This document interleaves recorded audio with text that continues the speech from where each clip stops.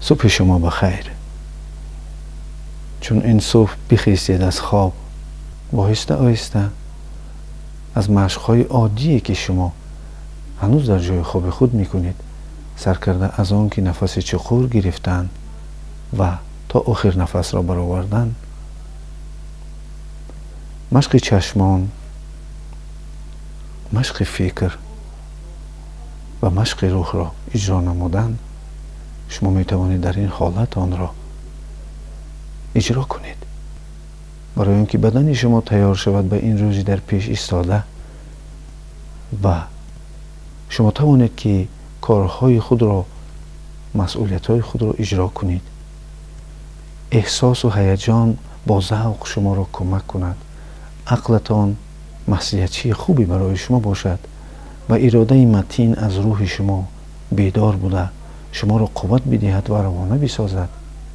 پس بیایید ما با آنها هم صحبت می شویم و اول شما خود را آرام کنید، بنشینید، نفس و آرامی را در بدن خود فراهم بیارید و چون می بینید که این آرامی سببیان می شده است که در تمام قلمروی بدنی شما احساسات فوران و حسیات خوبی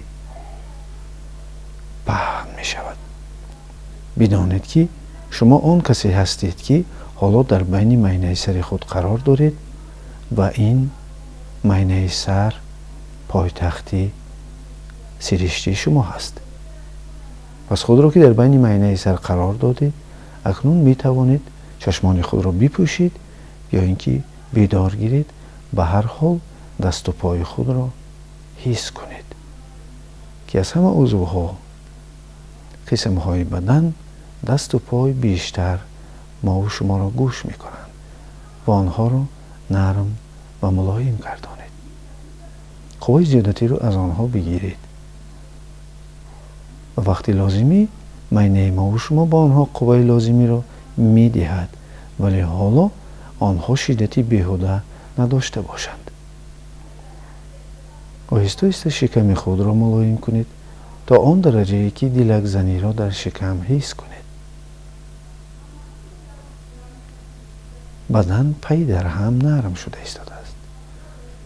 کتف آن را نرم کنید که بسیار بیماری های تارهای عصبی، گردن، اعصابی، کشش زیاد موشک های گردن است و گذارید بر روی.